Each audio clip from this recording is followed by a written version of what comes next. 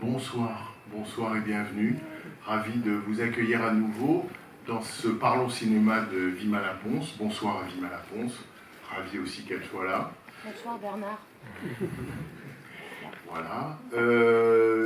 Donc, le principe, vous le connaissez ou je vous le dis en deux mots, c'est tout simple, c'est une carte blanche et on a demandé à Vima Laponce de choisir trois films de sa vie. Elle en a choisi 6, puisque il y a dans chaque séance un court et un long métrage. Elle a associé, elle a monté 2 films à chaque fois ensemble.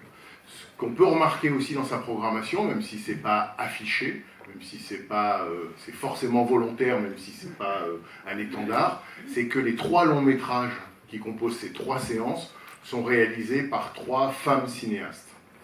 Et puis, dans les liens secrets, je me suis rendu compte aussi, puisque le film que vous allez voir ce soir, enfin le deuxième, qui s'appelle Heart of a Dog, comme le titre l'indique, est entre autres à partir du chien de la cinéaste. Et il y a là comme un fil secret avec la séance de la semaine dernière, puisque Kelly Reichardt, vous n'êtes pas sans savoir qu'elle a réalisé Wendy et Lucy, et que Lucy, c'était le nom de sa chienne, et qu'elle avait dédié son film Certaines femmes à Lucy, sa chienne, au moment où celle-ci était décédée. Et d'une certaine manière, le projet de Laurie Anderson, en partie, c'est le même.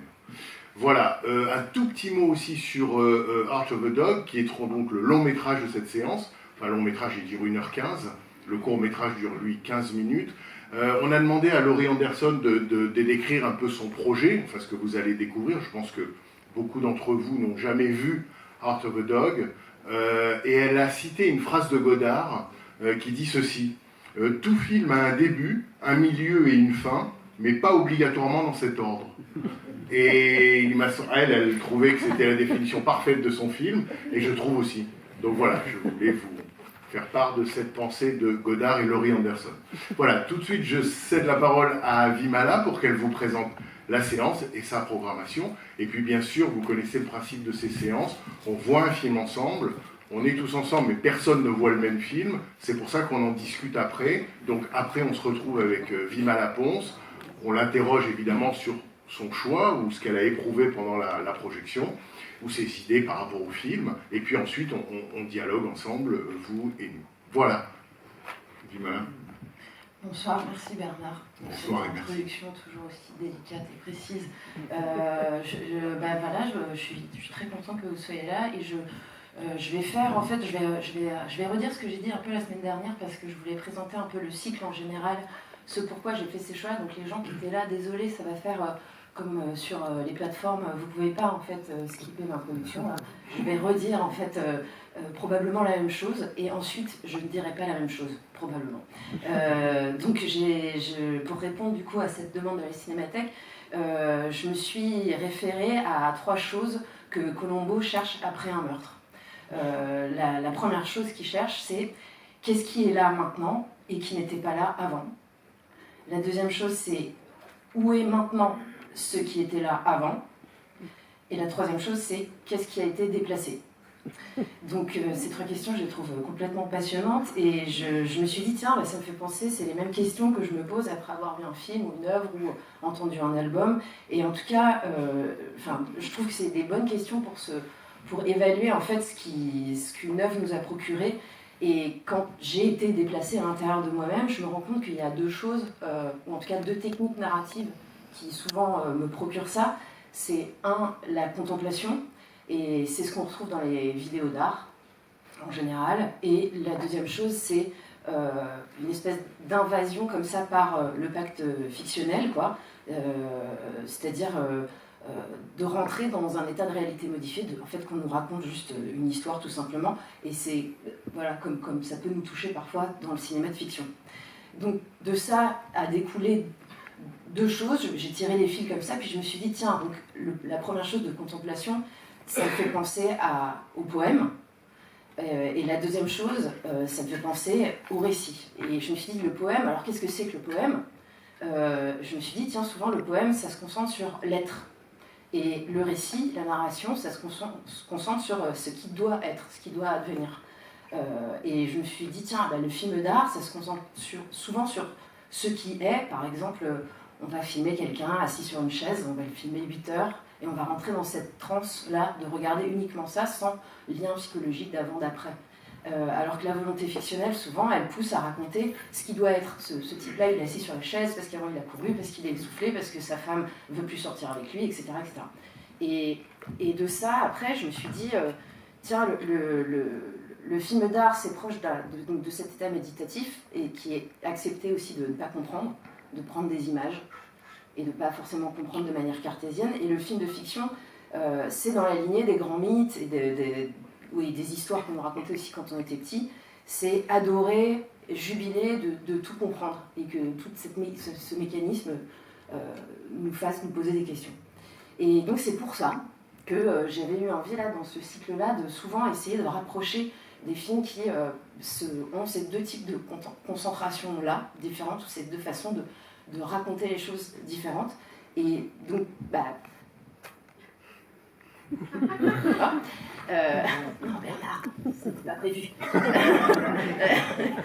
qui est là, qu'est-ce qui n'est plus là, qu'est-ce qui disparaît, qu'est-ce qui est là. Colombo, l'enquête. Il y en a un qui suit. Je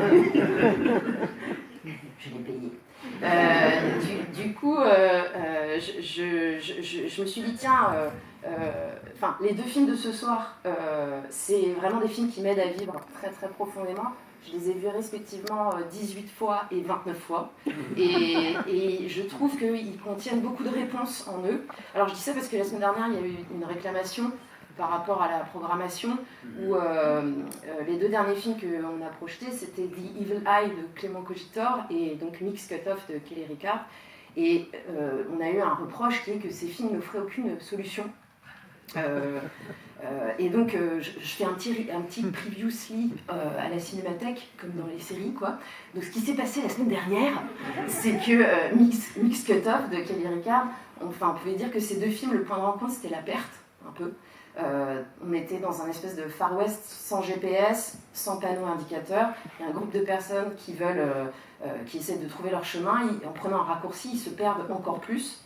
Et on était un peu dans un monde dans lequel les aveugles guident les fous, comme dit William Shakespeare dans Le Roi Lear. Et The Evil Eye de Clément Cogitor, c'était tout l'inverse, c'est-à-dire qu'il nous parlait de la société dans laquelle on vit, qui bénéficie de tous les systèmes de surveillance possibles, et de géolocalisation, et de savoir immédiat, et de tous les outils pour observer, s'observer et être observé. Et pourtant, on est tous aussi perdus que dans le Far West, sans GPS. C'était un peu la ligne d'arrivée à la fin. D'ailleurs, à propos de ça, sur le fait d'être perdu, un peu comme Colombo, je vous propose, il y a 3 choses que Yankelevitch préconise si on est perdu. La première, c'est dire ce qu'on pense, c'est la franchise. La deuxième, c'est faire ce qu'on dit, c'est l'engagement. Et la troisième, c'est devenir ce qu'on est, c'est la sincérité. Bon, bref. Du coup,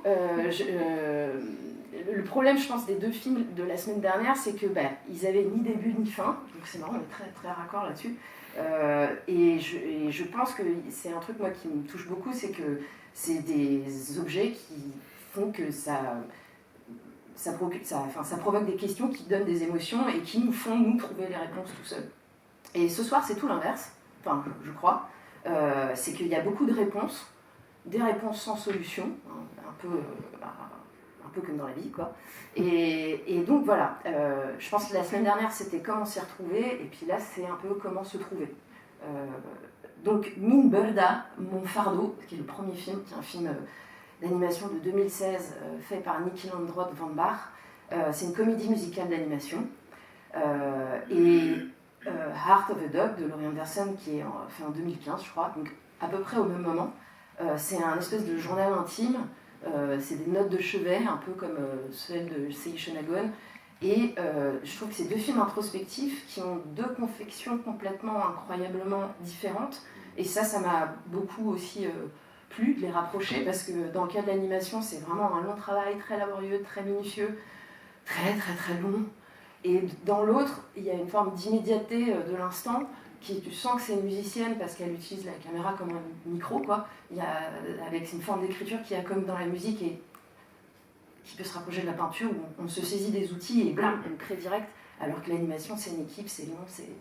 Voilà. Et il y a aussi un thème qui est assez central, c'est l'animal. Et du coup, pour ça, je vais finir, comme l'a dit Jean-Jacques Hano, en travaillant avec les animaux. J'ai appris beaucoup sur moi-même. J'avoue que c'est pas super comme dernière phrase, mais ça va être celle-là.